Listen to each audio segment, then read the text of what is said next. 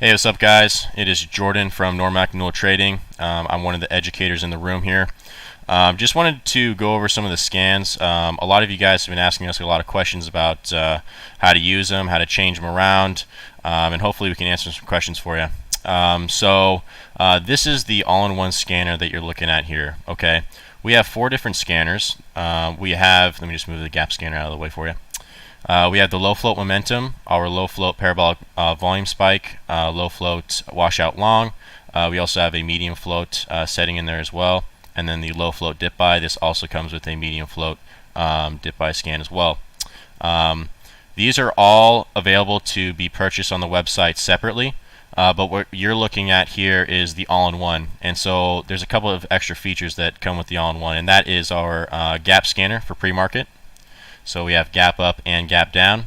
Green is gap up, red is gap down. We also have a halt scan, so it's going to tell you any stocks that are halted on circuit breakers or because of news. We also have a social media scan showing you what stocks are being talked about on StockTwits the most in relation to their regular activity on StockTwits.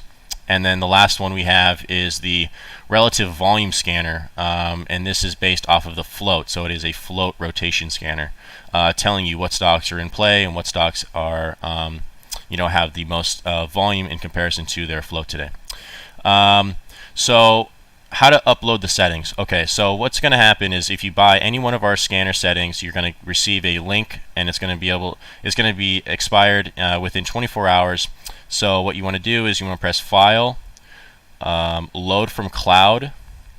I already uploaded the settings here, so the link is already loaded for me. You want to press Load, and then from there you're going to get this. This to pop up with all of our scanners, or depending on if you do a separate scanners, maybe just the dip by, etc. Next step, what you want to do, you want to press File and then Save Layout. This is very, very important. Save the desktop, that's just what we do. Save it as Normac or whatever you would like, and then that way, if you accidentally mess up the scanners in any way, then you have the true platform just how it's supposed to be, saved on your desktop. And then if you want to ever access that, you just press File, Load Layout, go to your desktop, and it's going to be right there for you guys. Next thing I wanted to go over is how do you change around some of the settings to be customized for your personal trading style. So with our settings, we classify low float as under 25 million. Okay, so let's say you want to trade stocks that are only under 10 million. That's what you consider low float. So what you're going to do, you're going to right click, and then you're going to press Strategies, go over to Normac Newell Low Float Momentum or whatever one you want, and then press Configure. So obviously I can't show the settings on the actual video itself, but what I can do is I can just create a new alert window, and I'm pretty sure these just have random settings in it. Yeah, so these are just random settings. And so what you want to do is you want to press More, look up Float, click it, add filter, change that to 10 million or whatever you would like. And so then that would be kind of a more customized version, or you could change it to 100 million or 50 million or whatever you would like. Another question we get a lot is, how do I make the scans less crazy? In the market open, that's where volatility is the highest, and our scanners catch volatility. And so when you're looking at these scans, they can become pretty overwhelming. So what I personally do is I actually set the price to max of 15 and minimum of 1. So right there, it's going to eliminate plays like, ABMD or random plays that, have a very, very high price that, I typically never really trade. Next thing we're going to go over is how to take advantage of these scanners. Okay, so I'm actually going to let Cameron go in depth about what he looks for on the scanners. Primarily, I am a short bias trader, so what I do is I focus mainly on the highest relative volume scanner. I see what stocks are really in play, what stocks are the most volatile, and basically stocks that have the best range for a nice move to the downside. And I just go on finviz.com and I just use a very simple highest percent gainer of the day. And also just keeping track of the scans that are hitting the momentum and parabolic volume. Keeping track of those ones that are keeping the scans really busy throughout the day and seeing which ones are really in play. So yeah, I'm just going to hand it off to Cameron, and he'll go in depth about what he looks for. What's up, guys? Glad to have you guys on. This is Cameron, CEO and founder of NormackNewellTrading.com. I like that Jordan was on there to kind of explain to you guys a lot of the stuff there. That helped a lot. Hopefully that clarified some stuff. But yeah, so without further ado, we'll go ahead and get started with this and take it from there. So what he was kind of going over was kind of all the criteria. Now I want to go over how I kind of best use this. So, I get up every morning and I start to look at these gap up and gap down scans that I just closed out of. Every morning I'll look at those to kind of, basically type in on my 4 screens here that you can see right here. I got 4 on top, 4 on bottom, and with that, that's kind of what I'll do is I'll look up the gap ups and see, how we've been falling through, and then I'll kind of, start to look at these scans here. So throughout the day, I'll go ahead and look at like a low float dip buy scan. And the washout long scan. Those two are the scans that really don't pop up a lot, but when they do, it's usually a good potential for me to look at.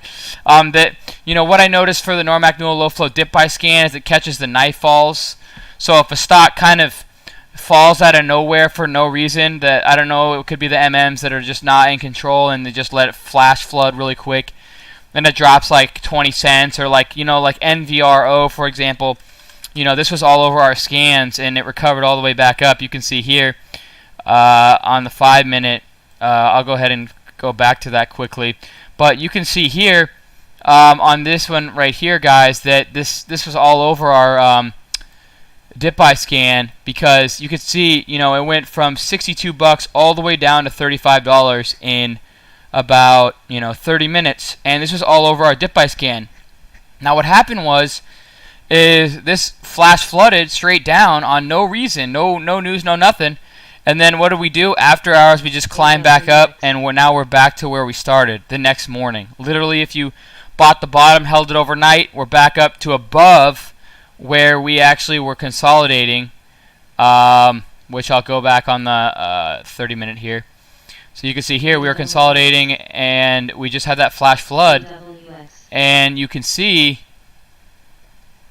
AWX, I'm sorry, it's just crazy stuff that's going on. But so you can see it consolidate, and just flushed. Okay, and that's kind of like a perfect example of how I would use the, the dip buy scan, something that would pop up. Now the low float washout long scan is something that AWX would pick up. This is kind of the idea where the stock will gap up and then the washout long.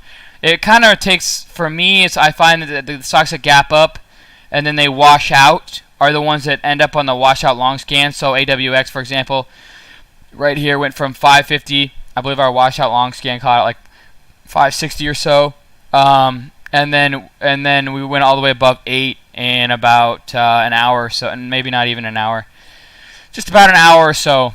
So that's exactly how you use it. You put stocks on your radar that are flushing. That it held the middle of the candle. If you go back to yesterday, and then we popped right back up to $7 almost, and so it enables you to be able to take advantage of that kind of price action, and you're on it quickly, right? So that's a perfect example of that. And then our other scan here is right here. Whoops, sorry about that, guys. So I just got to pull that up here. So let's see. So the next one on our scan is sorry, I'm just having a little bit. So then we have the Let's low float dip buy right there, and then here is the Normack Newell low float momentum scan. Now these two scans are going to have a lot more on them throughout the day, but the Normack Newell low float momentum scan, that's something that I look at for more of like a play of where we get a stock that's, let's say, I don't really even. So let's say it's like, it's uptrending all day, like AWX did. This would be something that would be on our scan throughout the day. We uptrended all day, and this is something that we'd see on our scans all day, and then we had this huge run, now up to 1640 after hours. But that's something that we would see all day, and that's kind of how I will take advantage of that, kind of like an uptrend stock. And then I hope that explains that kind of well. And then our last one that I wanted to explain is the